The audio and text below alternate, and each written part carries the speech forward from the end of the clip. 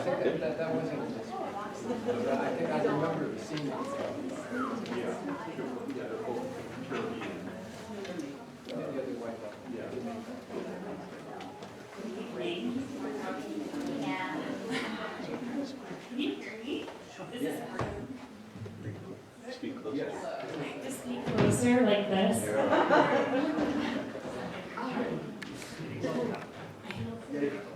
I know, I'm not going to move it though. Yeah, but she can move back there. It moves? Yeah, it moves. If you haven't already gotten some snacks, there's some pre-dinner snacks back there, so feel free to grab something. So good evening and welcome to the 11th Annual Sonia Osborne Museum Studies Symposium. As many of you know, this program was created in honor of the passion and commitment of my predecessor, Sonia Osborne, and the many girls she inspired through the study of art history in her 20 years at Westover. She currently lives in England and she sends her love to you, Robbie. In honoring Sonia, we set out to create a unique program that provides a student with an opportunity to participate in a comprehensive work study program at Hillstead Museum and to learn art historical scholarship through 2 research-intensive projects, both of which Avi will share with you shortly, the reasons. Before we introduce Avi, I want to recognize the community of individuals who helped to make this program possible. It really does take a team of people to support this program, and while Avi will offer her thanks to specific individuals at the conclusion of her presentation, I too would like to say thanks to all those individuals at Westover and Hillstead who have made it possible for this program to run over the past 11 years. In particular, I would like to thank the Tortoriello family for their generosity in making this internship program possible in the first place. So about Avi. So I'm delighted to introduce our SOMSI intern, Avi Bialik. Avi is a generous scholar. She gives of herself willingly and completely in her course of study. She works hard and answers most every suggestion or ask with a nod and an all right. I know this program involved quite a few intimidating challenges for Avi, but to every challenge she rose to the occasion, first with a hesitant smile, and then with a resolute all right. Since pushing yourself outside your comfort zone in a program with such a public venue can be scary, I think this symposium is not just a testament to how incredibly capable Avi is as a scholar. I think this symposium is also a testament to how brave she is too. So, thank you for your courage, your willingness to take all of this on, your passion, your hard work. It's been a gift to learn so much with you. So we haven't read the whole thing through, but I think this will last about 30 minutes, after which there'll be time for questions. A reminder to those students, I'll pass around the sign-in so you can make sure you get your extra credit in your arts classes. And with that, please join me in welcoming Avi.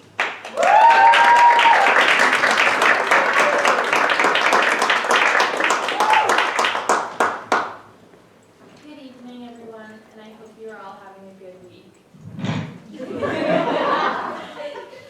I spent this fall trimester in an internship at Hillstead Museum in Farmington, Connecticut. Almost every Wednesday afternoon this semester, I went to the archives at the museum, transcribing letters, conducting research on some of the lesser-known artists in the collection, and organizing files. I enjoyed the valuable work experience that I gained at the museum and learned a lot more about what goes on behind the scenes at Hillstead. In addition to museum work, I also spent time conducting research back at Westover. On Halloween night, I gave a presentation on the legacy of spiritualism at Westover and its connections to Hillstead Museum. With help from Marla, Christopher, and Ian, I was able to provide accounts of paranormal experiences here at Westover from alumni and faculty. In addition to that presentation, I've also spent time conducting research for this presentation, the symposium. It has been a lot of hard work, but I have learned valuable research skills and feel that my writing has improved drastically. Without further ado, here is the presentation. The Sidious Corpse in Marion's La Morgue. The Old Paris Morgue, located on the Seine River from 1830 to 1864, was described by Dickens as a strange sight. Dickens writes that, "Whenever I'm at Paris, I am dragged by an invisible force into the morgue. I never want to go there, but am always pulled there." Although he was an English writer, Charles Dickens wrote extensively on Paris before and during the renovation of Baron Haussmann, which started in 1853. Dickens's strange view of Paris can be seen in Charles Marion's La Morgue, one of 25 prints in a set of Paris scenery that were, as Asher Ethan Miller writes, popular not simply for their record of Paris before the transformations effected by Baron Haussmann or their technical brilliance, but also for their romantic, slightly sinister portrayal of medieval sites as filtered through Marion's individual and tortured sensibility. Included in this slide are 7 of the prints in the collection that I will be talking about. This one here is La Morgue, and in addition to this one, I will be also talking about Le Juge and Le Pont au Change. In La Morgue, the old Paris morgue is depicted from the outside. On the bottom left of the print, a drowned man is pulled out of the river as spectators watch from above. Attendants point the family of the deceased man towards the morgue, the large building in the right foreground. The purpose of this building was to identify the bodies of dead Parisians. As a result of this practical function, the morgue also became a place of display. As explained by the etymology of the word morgue, which comes from the word morguer, civilians would go to the morgue to look down upon the corpses on display. In addition to the practical purpose of identification, the morgue had a double function. At the morgue, as Bianca Chudnik writes, the dead were placed on slanted tables with whatever clothes they were found in hung on pegs behind them. The bodies faced a glass panel that enabled people who were missing relatives to identify and claim the bodies." End quote. Although the practical purpose of this display was to name the body, many of the visitors that comprised the crowd that visited the morgue daily were not there for identification. During the time prior to its renovation in 1864, the Paris morgue became, as Emily Beanie writes, a place of entertainment where those with time and stomach enough might come to gawk at corpses, end quote. By investigating the idea of the Parisian morgue of 1830 to 1864 within a culture of commodity and spectacle, and by understanding the corpse therefore as inexpressive object within that culture of display, Marion's etching La Morgue not only demonstrates a fascination with death on the eve of the transformation of old Paris into modern splendor, but also identifies, in the process of estrangement through Haussmannization, the city itself as speechless thing, as corpse. The pre-Haussmannization morgue created a culture of display and commodity through the looking dynamic of the crowd. As seen in an 1845 print of an interior view of the Paris morgue from before Haussmannization, the morgue in Paris somewhat resembled a museum with its high ceilings and classical architecture. The crowd gathered around large windows to view the corpses on display as if looking into a shop window. Admission was free and anyone could visit at all hours. The morgue was even advertised as a tourist attraction in Paris guidebooks, and consequently, as Chudnik writes, became a place of entertainment for curious locals and foreigners, end quote. Behind the large, shop-like window, corpses were put on display for identification. In the 1860s, around 3/4 of the bodies brought into the morgue were identified. This success rate was possible because of the large crowd of visitors who came to the morgue daily. Previously a place to attach and name to corpses, Beanie explains, the morgue had come to stand for a new mode of regarding bodies, a mode that implied a heterogeneous mass audience, a mode at once coldly appraising and salacious, forensic and prurient, a mode that denied expressive agency to the body presented or represented. No longer did, end quote, no longer did people come to the morgue for just its practical purpose. Instead, they came for entertainment. At the morgue, viewers employed a different kind of looking, a gaze that was clinical, objective, and discerning. As Dickens writes, there was little pity, but not much. There was more of a secretly brooding contemplation and curiosity, a wolfish stare at the object, end quote.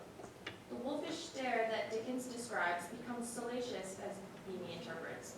Such moral blindness relates a looking that is, as Beanie describes, quote, general purposeless and vacant, end quote.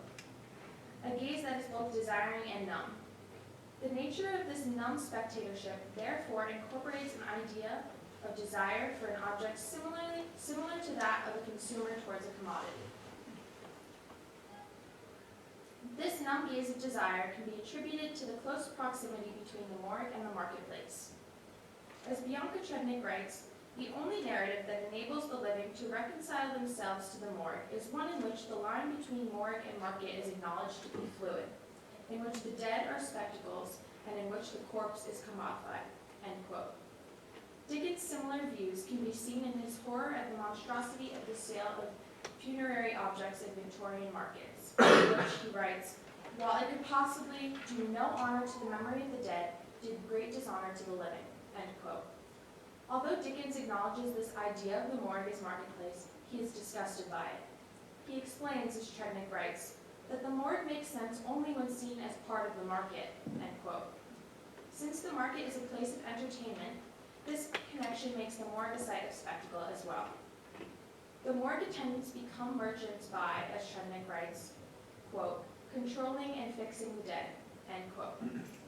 Dickens even describes the morgue attendant as much more ghastly and intolerable than the dead, stark people, quote, end quote. The spectacle of the morgue as commodity is seen in the connection that Dickens makes between the morgue and the marketplace. In Railway Dreaming, according to Trednick, Dickens, quote, tries to seize control over death by relegating the corpse to merely material status, art object, consumable good, or spectacular display, end quote. This transformation into a commodity portrays the, quote, material world itself as a world of death, end quote.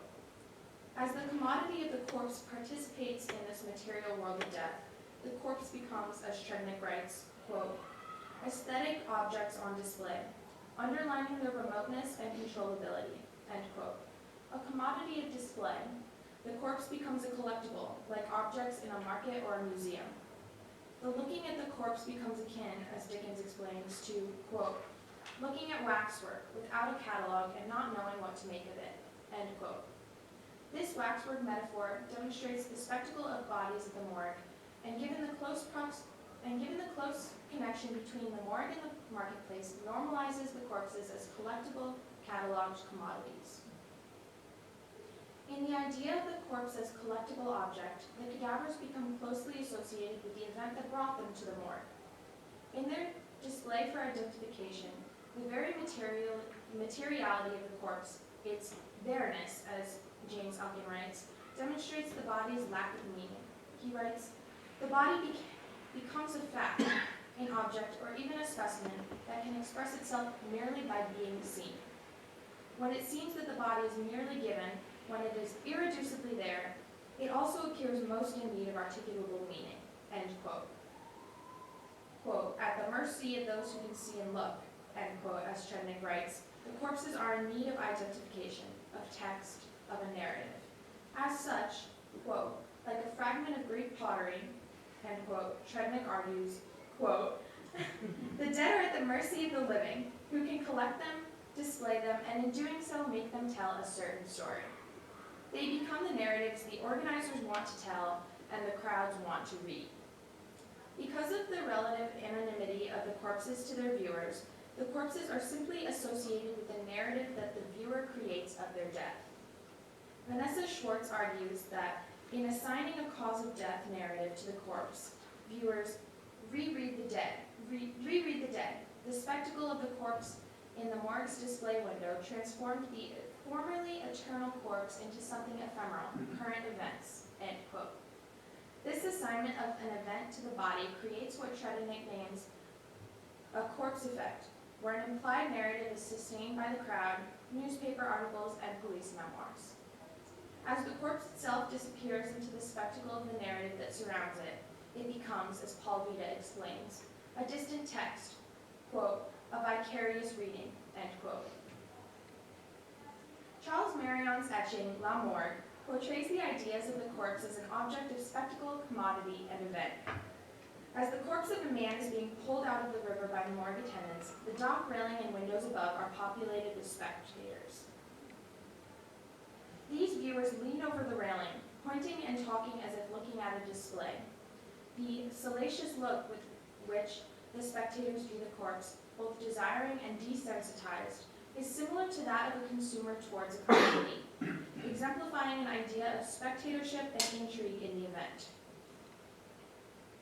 In addition to the enactment of the spectacle, Marion furthers the viewer's compliance and spectatorship, one that is numb, through the distance he establishes in the piece. Placed on the opposite side of the river and raised to the level of the spectators, the viewer is distanced from the tragedy of the event.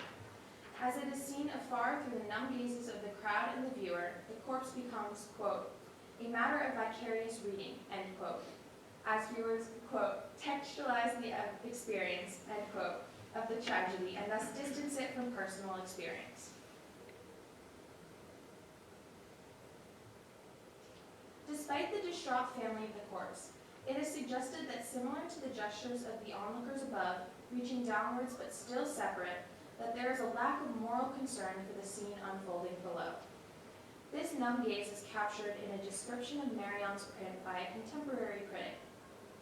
Speaking in regards to what he perceives to be a slip of Marion's chisel in engraving the faces of the corpse and the bearers, art critic Philippe Berti writes, as for the corpse bearer, his expression of commiseration has been changed into a profound disgust, which would result from the advanced state of putrefaction of the cadaver. I feel as a consequence some grief, because this tragic unity of the bearer with his cadaver is inadvertently destroyed, end quote. The result of what Berti perceives to be a mistake on behalf of Marion translates into a loss of empathy in the faces of the bearers. As Berti himself, in turn, feels grief for the loss of unity between the bearer and the cadaver, such loss speaks to the nostalgia for moral feeling. Furthermore, as Berti distances himself from the grief of loss through this numb gaze, he instead, in another description of the print, describes the corpse in terms of the narrative of its retrieval from the river. Berti writes, the crowd, leaning over the dock railing, is watching a tragic event unfolding on the riverbank. A cadaver has just been pulled from the Seine River. A sobbing little girl, a woman falls backwards, distraught, choked by despair. The city sergeant gives the bargeman the order to carry this wreck of misery or debauchery to the morgue, end quote.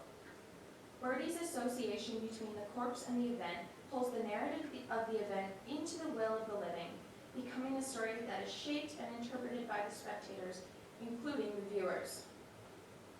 This emphasis on the narrative over the corpse is what Chudnik has described as the corpse effect, or the recontextualizing of the dead into the narrative of the cause of death. As the spectacle of death takes place of the corpse effect is not only seen in Marion's print and affirmed by Berti's description, but is also evident in the preceding print in the series, Le Pont au Change. In Le Pont au Change, a bridge is filled with a bustling crowd. Below, a man can be seen drowning in the river in front of the bridge. That the drowning man in Le Pont au Change is the cadaver from La Morgue is a connection made by Charles Baudelaire, a famous poet and friend of Marion. Given the connection between the two prints, it can be assumed that the event with which the corpse in La Morgue is identified is that of a river tragedy. In the old Paris morgue, more than half of the bodies were ruled as suicides, the most common cause of death being drowning. Many of the corpses in the morgue would have been brought in similar to Marion's depiction. The corpse effect, therefore, is not just seen in the narrative of drowning within the morgue. The out-of-body narrative of death is that the corpse effect is pulled beyond the singular print through the series. While the series then embodies the effect of death, Dickens describes this effect of drowning. Upon a swim in the river, Dickens is overcome by the, quote, unreasonable idea that a large body was floating straight at him, end quote. He subsequently becomes ill knowing that he swallowed some water. Because the water symbolizes that the, quote, borderlines and perimeters of one's body are illusory, end quote, as Chudnik explains, The lack of definition in the boundaries of the body associates drowning with the corpse effect. The corpse itself disappears into the event of death that surrounds it. As the corpse is secondary to the act of drowning in le pont au change and to the spectacle of the event in la morgue, the body becomes a text separated from itself. Waterlogged and sagging, yet suspended as if still in the river, the corpse from la morgue reenacts the event of its own tragedy. As the cadaver's foot disappears into the dark form of the weeping woman, the body itself becomes fluid, suspended between life and death, event and corpse. Such fluidity, like the illusory boundaries of Dickens's drowning, renders the corpse illegible and erased. If the corpse is seen as illegible, those erasures of boundaries that become the corpse effect are evident in Marion's depiction in the print of the city. From 1853 until 1870, Baron Haussmann was commissioned by Napoleon III to modernize Paris. His objective, as Nathaniel Robert Walker writes, was to, quote, demolish entire quarters of ramshackle medieval fabric for the creation of pristine, arrow-straight boulevards and sparkling squares, end quote. You can see the arrow-straight boulevards and sparkling squares in these photographs and four impressionist paintings by the artist Caillebotte. I'm illustrating in this slide the geometries and severe lines that the renovation imposed. As in any transformation, the old Paris was abandoned for a new, more modern Paris, one that was, as Walker continues, quote, transformed from a crowded, filthy, dangerous hotbed of class oppression into an orderly, well-kept, and relatively egalitarian capital of which France could finally be proud, end quote. While many thought that the renovations were beneficial, others were not so convinced. Author and contemporary of Marion, Jules Verne, was highly critical of these transformations. Verne's Paris in the 20th Century, written in the 1800s, is described by Walker as a dark satirical distorted novel combining a vision of technological progress with a cautionary prophecy of social and cultural corruption, end quote. As Verne, like others, harbored doubts about the progress being made, Walker explains that, quote, poor residential neighborhoods were obliterated for new boulevards lined by pristine apartment blocks, end quote. The radical alienation of the renovations created a feeling of melancholy.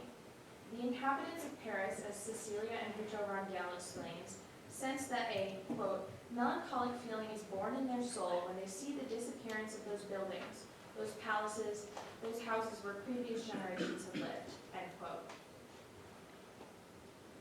Marion captures this idea of nostalgia in another etching from the series, Le Strige. In this print, a gargoyle surveys the city of Paris below from a perch on top of the Cathedral of Notre Dame. The function of the print, as Miller writes, quote, introduces Notre Dame de Paris not only as the geographic center, but as a symbol of spiritual cohesiveness in the rapidly vanishing medieval city as depicted in this and subsequent plates, end quote. While nostalgia is present in the gargoyle surveillance of the city, Holcomb's interpretation of the print labels the gargoyle as, quote, the personification of the past, end quote. And that it speaks, quote, not only of the nostalgia of decay, but of tragic moral realities, end quote. In addition to the nostalgia of the changing city, there is a sense of moral loss, similar to that of the numb gaze. The haphazard layout of the city behind the Gothic gargoyle will be replaced by the arrow-straight boulevards of the renovated Paris.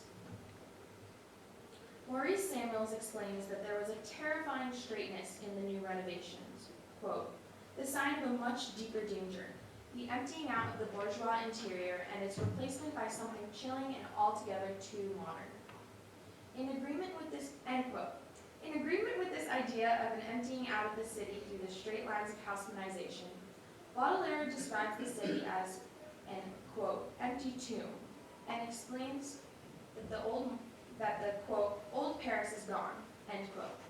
In his poem, Le Cygne, Baudelaire, as in Hugo Rangel writes, quote, hints that the city has its own mortality, its own capacity to disappear, end quote. This portrayal of mortality and the transformations of the city expresses fear and anxiety around the changing Paris.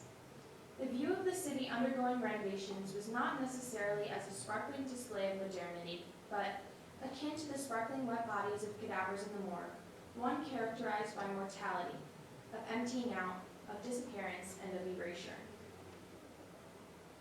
This mortality of old Paris emptying out and erasure can also be seen as a part of Parisian visual culture through both the print and the poster. In using the print medium, Marion participates in a culture of reproducibility, commodity, and spectacle.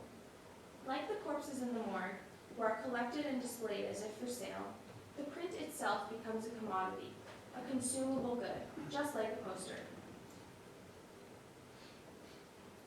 As posters also participated in a consumer economy of public display, Jean-Alexis Rouchon's poster, Alloy, A. Gros Mahler, 1864, for example, demonstrates the nature of Parisian spectatorship.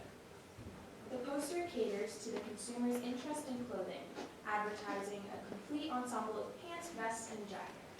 Yet, even though the poster is an advertisement for clothing, no apparel is present in the image.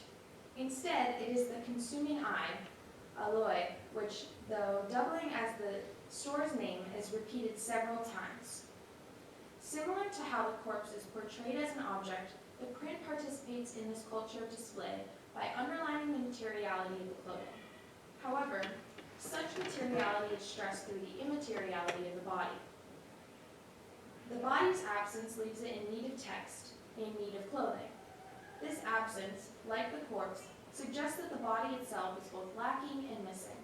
The disembodied eye, like the numb gaze of the spectators at the morgue, participates in this collective reading of hurried viewing that lacks moral empathy. Just like the poster, therefore, Marion's print not only depicts this same numb gaze, but also participates in the same public display and consumer culture of the print medium that strips the body of its materiality and reinforces instead eye-catching spectacle. This loss of materiality, reinforced by Marion's poster-like medium, can also be seen in his portrayal of the demise of the city in terms of its own erasure and illegibility. This unreadability or erasure can be seen in the smoke covering the city in the background of Marion's etching. The light smoke, seen in the upper left-hand corner, demonstrates the process of the city disappearing, while the dark smoke on the roof of the morgue obscures, rendering the city behind it unreadable. The shadows in the print also add to this unreadability. They obscure the buildings on the left. The marks that Marion used to create the shadows are dark and carved deep into the plate. Alluding to the city's excavation during the renovations, these obscuring lines cut into the buildings behind. As Marion's markings suggest violence through the process of erasure, the gouging becomes the event, and the corpse effect of the city occurs. Even the etymology of the word engrave literally means to entomb, a derivative that echoes the empty tomb metaphor that Baudelaire used to describe the city of Paris. The print, therefore, does not just depict death. It enacts through the print medium the process of the city's own demise. As the corpse effect can be deciphered through every word line of the print, then Marion himself authors the text of this tragic event. As mentioned earlier, Marion's contemporary and art critic, Philippe Berti, likened Marion's mishandling of the chisel to an act of gruesome violence. He wrote, quote, "I might be mistaken, but I suspect that with a few taps of the chisel disfigured two characters of the main group, the cadaver and one of the men who carries it. The cadaver's head and neck were slashed." End quote. The slashing that Berti describes in Marion's miscut of the chisel makes the artist now the enactor of death. As Marion disfigures and maims the drowned man in the print through his marks, he uses these same slashing lines to show the demise of the city. He presents the city, therefore, not as dead, but in the process of dying. The smoke from the stacks exhaling the last breath from old Paris, the windows blinking shut. Less than 2 years after the completion of La Morgue in 1854, Marion succumbed to mental illness. In 1858, he was institutionalized and spent the last year of his life at the asylum at Charrington. If Lamorgue and the other prints in the series bear witness to the so-called tortured sensibility of the artist, Marion's depictions of the city, tortured and entombed in engraving, might suggest the demise of both the artist himself and the city of Paris. As the buildings become skeletal remains in their stark outlines and white facades, the depiction of the entombed or engraved city becomes a corpse. Thank you.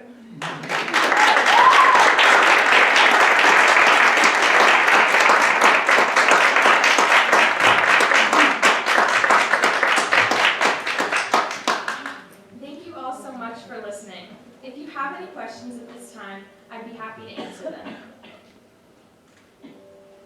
I know that one of the things that Husted wanted you to do this year was to look into some of the lesser known artists Yeah. within this collection. And this is one of them. Does this have anything, does the subject matter have anything to do with other things that the folks collected? Were they interested in the artist or more, or, you know, is it connected in any way to other objects that they have? So, strangely enough, this print is on the staircase at Hillstead. Like, I don't know why they wanted to put a morgue in their house, but they did. And there are a lot of other prints accompanied with it on the staircase. And I think they have two more prints by the same artist.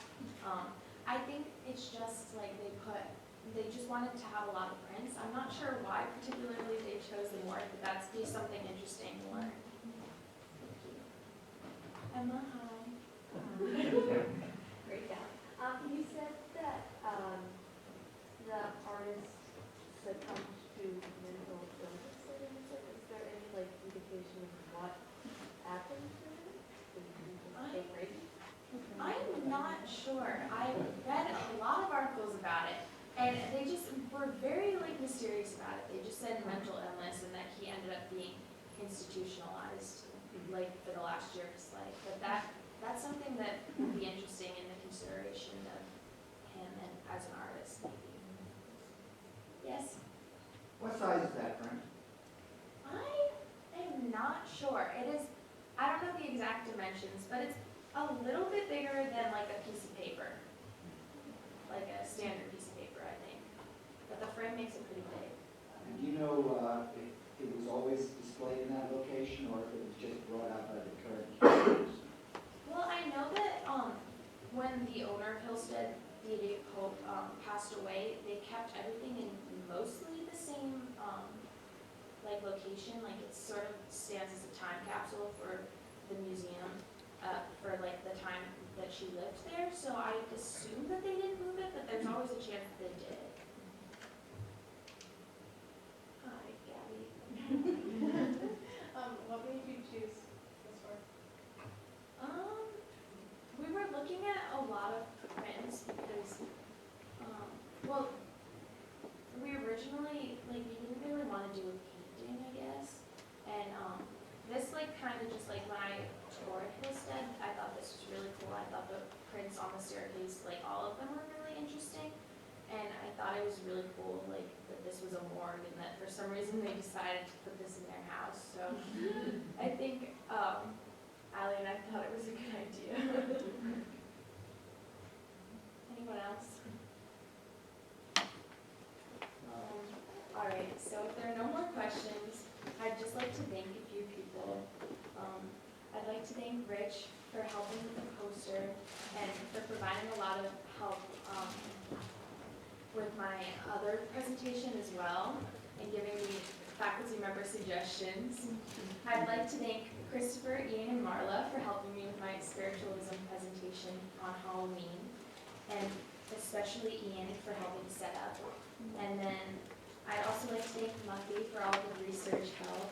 It's been really fun going to the archives almost every Thursday. I'd like to thank Madame Pierre Norris for helping me with some translation of French, since I obviously do not speak French. Took Spanish. But this was an interesting experience, and hopefully I didn't butcher the French too much. I'd like to thank Melanie back at Hillstead, who I think she said she had a meeting today, but she helped me a lot while I was at Hillstead, and she gave me some valuable work experience, and I'm going to keep on using that experience in the rest of my life, so that was really helpful. I'd also like to thank Alyssa for coordinating the transportation, as well as Ron for doing most of the driving, and Christopher for driving me as well. And I'd like to thank you, Allie. Without you, I couldn't do any of this, like any of it at all. You've helped me so much, and I really felt like I've grown as a writer. And when I first read these documents, I didn't understand any of it. So you were incredibly helpful. I've really enjoyed this past term with you.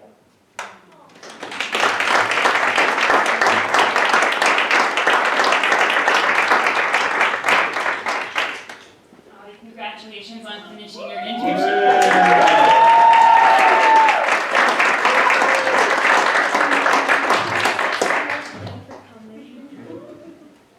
Thank you.